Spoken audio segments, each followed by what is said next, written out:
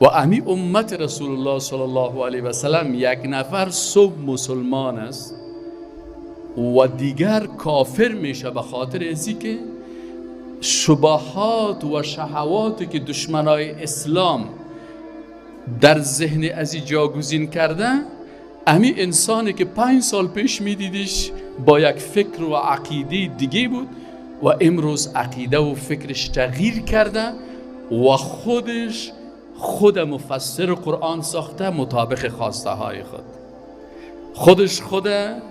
تشریح کننده احادیث ساخته مطابق فکر